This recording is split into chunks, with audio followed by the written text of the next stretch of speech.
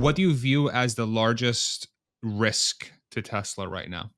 Yeah. So, well, obviously, the key man risk is always going to be the biggest one for Elon. If something were to happen to him, that would change. But I would also say to that point, I would imagine in the culture, and you would know better than I, but there are just the culture is built in, it's ingrained in the company, and he's delegated obviously incredibly well, and Tesla has such a deep bench, so they would continue on. But I think from a problem solving and from a pushing as fast as they pushed, that would definitely slow down because he's just one of one. We've never really seen anybody like him. And so that's obviously the one. But just to add another one that is maybe different, I do think the compact car, there's a risk that if Tesla goes to Tesla and removes too much or misses on the design, that will significantly change their volume projections.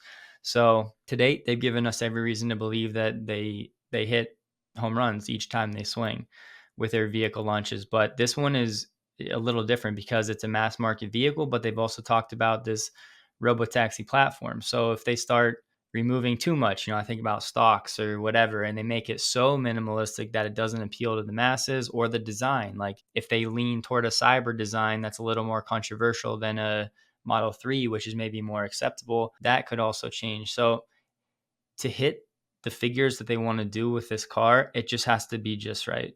And they have to, it's just going to be tough to appeal to that wide of an audience doing the things that Tesla is doing, heading toward autonomy. And that transition Tesla might be so focused on autonomy that they're not thinking about the end consumer as much. And I hesitate to critique Tesla too much because they have the data, and who am I, this little guy on the internet that reads some articles, that is now going to say, well, they should be doing XYZ, they should do this. It's great that we have opinions. I think feedback is important, all of that. However, to assume that I have some perspective or data that Tesla doesn't have is completely absurd. So we do have to just defer to trusting their leadership to make the right calls. And if they think removing stocks is the right call, even though it upsets whatever percent of the audience, that there's a reason they're doing it. And they're thinking about this long-term picture that they see that maybe we don't see.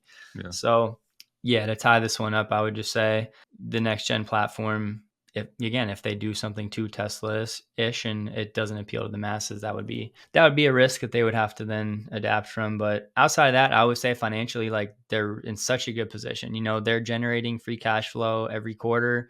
That's adding to their 20 billion plus that they have in the bank. And so if they were to take their margins below zero, or start spending more from a capex perspective for a few years and things really slow down with the economy, they're in such a good position with minimal debt to not have to raise money, to not have to issue debt, to not have to dilute.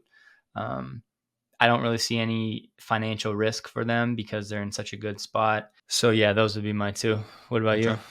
Yeah, key man risk for me for sure is it will always be number one, because regardless of how talented the rest of the team is and how, Tesla will be okay. You know, Elon is very much, without Elon, I don't think the bot comes to fruition, as an example. Like without Mm-hmm. Elon, I don't think that whatever ecosystem exists where Tesla has built out 100 teraflops or whatever that hell that figure was of compute Yeah. power, with a server farm of the most advanced chips they can make and software that you can use for AGI. Like AGI and figuring out how to best use that thing doesn't come to the fruition nearly as quick as it will with Elon. Maybe at some point, but maybe 100 years later, right? Or maybe 20 years Mm-hmm. later. So Elon is that. It's sort of that if he's gone for whatever reason, then the bot valuation, I got to yank it out, because I don't have confidence, regardless of how brilliant the team is. It's still this confused looking dude back here, right? So he's got the brain for that. So that's for me, that's number one, two, and three, to be honest. I think the geopolitical sort of concerns that some people bring up, I think, are overblown. I think if there's Mm-hmm. one thing Tesla has done extremely well and they've been very wise about, is that they've been very quick to localize their manufacturing as quick as they can in all these regions. And by doing that and having a proved out sort of model that's bringing a lot of jobs and income to the region, it's in that region's best interest to ensure they don't break their relationship with that company, because that company Mm-hmm. is boosting the economy of that region. And that's Yeah. something that I think Elon was very forward thinking on. And I mean, it benefits the business, obviously, because you're localizing the supply chain.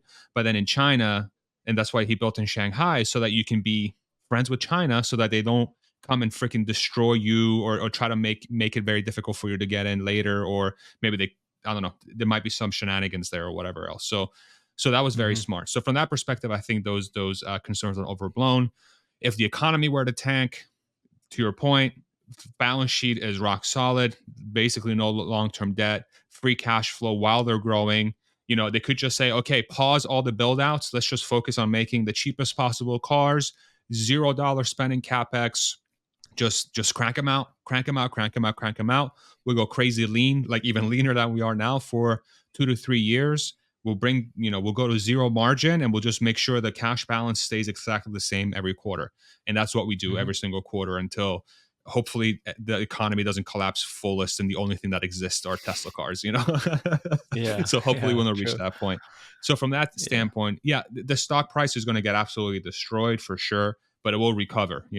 For every collapse we've had in the economy, we've had a giant boom that follows and it takes us to the next level. So, that's about as reliable as the sun coming up every night. So at some point, we will recover and go past it. It Yep. just will be painful.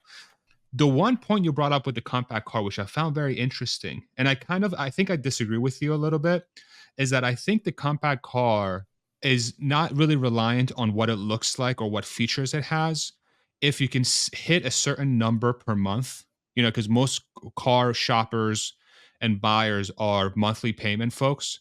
Like in my head, I have it and I've done some math, and I think Tesla can do this, especially in the US, with the IRA being at point of sale starting next year and the fact that Hmm. this thing is going to be extremely cheap to run on a per mile basis from a electricity standpoint, it shouldn't really need any maintenance whatsoever because I have a Model Y. I literally the only thing I deal with is tires really with that car, and every other Model S or Tesla I've had two Model S in the past too, but that's besides the point. Hmm. And then the insurance on a car that's going to have safety features that will basically prevent it from crashing. You layer all these things on top of each other, and the starting price being hopefully 25 to 30,000 with the IRA tax credit on top of it, you can conceivably get to a point where the total all-in cost of owning a Tesla, if everything, electricity, insurance, maintenance, lease or loan, whatever you want to call it, is less than $500 a month. And to me, that's Hmm. like the magic number that most people look for is like, what's the best car I can buy for X number of dollars? And if Tesla's like, yo, you can buy a car that you can leave at home every single day, leave your house every morning with a full tank. Your insurance is super cheap because we give it to you because we know you're not going to crash. The electricity is going to be super cheap because we're going to put you on a monthly plan with us on our virtual power plant. You're going to be able to pay $30 a month and you can charge as much as you want at night. And by the way, the car is like 250 to $300 a month just for your lease, unlimited miles. I don't see how that doesn't completely destroy the auto market. I just don't see it. And so it could literally look like Hmm. dog shit, you know? Excuse my French. It could be just a Yeah. pile of Yeah. poo on wheels, but if it's got a screen inside and it's $500 a month all in, I think that thing takes off like crazy, especially now in an Yeah. environment where affordable cars do not exist in the US, especially. That's how I think about the compact Yeah. car. No, I'm glad you said that, and those are really good points. And I'm glad that you made them. So yeah, I think there's nothing there that I would disagree with. I totally agree, and I do. To be clear, I think this compact car is going to blow up the market. It'll be the thing that takes bolts Tesla to the next level in tandem with autonomy. But yeah, that's just going to break open a whole new market for Tesla, and we know what happens when we get butts and seats, and then like you said, if the economics make sense, which it sounds like they're going to. And yeah, I wouldn't even argue that even if they designed hypothetically like a Cybertruck like compact that was very divisive and polarizing, it again, if the metrics make sense, how many Yeah. people would look past that? That's definitely fair. So Okay. Awesome. Yeah, it's fascinating to watch. I mean, and then you think about the Cybertruck being launched, and then hopefully this quarter, end of this quarter, probably next quarter, realistically. But then you have that momentum into the compact car. It's like yeah. it's very exciting to think about. I would ask you, how do you think they'll handle the pricing of autonomy, FSD, if and when they start rolling out? Like, because how is that? Okay, let's say they solve autonomy late 2024, 25 when they start rolling out this compact vehicle. It's not still Yeah. going to be 15K. So like, Yeah. I don't know how they would price it. So in my head, so we have to set. It's almost like there's three components to this. So there is I own a Tesla and I want to be able to drive my car, or I want the car to drive me around autonomously, but I have zero intention to put it on a network so other people can ride it. So that's one customer. Then there's another customer that's going to say, I want to be able to add my Tesla to the network and it make me money. So that's another customer. And then the third customer is, I do not want to own a Tesla. I just want to hail a Tesla when I need it. And that's a different customer. So there's like three customers. The first Mhm. customer, I could be, dude, I could be the wrongest person alive here. So, but this is how I'm thinking about it. If I were like, for some reason, Elon's like, you're in charge of FSD pricing. Cause, I used to be a pricing strategist before Tesla at my previous gig. I came up with pricing Okay. strategies, but it was pet food. Okay. It's not like, but it was $1 billion worth of business. So it was, it was important enough, I guess. Yeah. I would be like, okay, so for that first tier customer, that's a monthly plan. So you have a Tesla and you can, every month, like right now it's $200 a month. I don't know. We'll find a price. We'll figure out the market dynamics once we have the actual software. We'll test a few things. My head says, I don't know, between 400 and $500 a month you pay. And then the car will just, you have a private chauffeur. And then the chauffeur will drive you around. You 10x safer than a human, probably more. You never have to worry about it. Completely hands off. You could sit in the freaking back seat and do whatever you want, bro. Like just fulfill your wildest dreams. So people are doing some crazy stuff in San Francisco, right? So you can do whatever you want. So that's customer number one. And then customer number two, which is the fleet guy or gal, what I see happening there is that FSD price that we're paying right now, the 15,000, that goes up to a number where the ROI would make sense for a fleet runner to purchase. And so where I'm thinking about it conceptually is of, okay, if over the span of the lifetime of a vehicle, if you do some math and you say, okay, if I run it for 40,000 miles per year or somewhere around that, which is what your typical Uber driver that actually uses their car to drive is, probably more in a lot of cases, but it's 40,000 per mile per year. And then it's at a dollar per mile that's significantly less than Uber, but it's still quite competitive, which in my head is like $1 per mile, which is where ARC is at. Then you do the Mhm. math, the 10-year return on that car for a fleet runner is like $400,000. Just very, like uh, you have 40,000 miles a year, 10 years, $1 per mile, that's 400,000, right? And so Tesla will take a cut from that, obviously. And so Tesla will have to decide, is it 20%, is it 30%, is it 40%? If it's 20%, then Tesla's making $80,000 on that car over the life of the vehicle. And the free runner is taking home 320,000, right? And so they'll price FSD somewhere so that it incentivizes somebody to run a car for 5 years or 10 years. And so maybe Mhm. 40,000 for the software. And then Tesla Yeah. on top of that will take a cut. And then the customer number three, which is, you and me that potentially don't own a car, we're like, I want to take my Tesla, I want to take my wife out to dinner and we're going to hail the Tesla.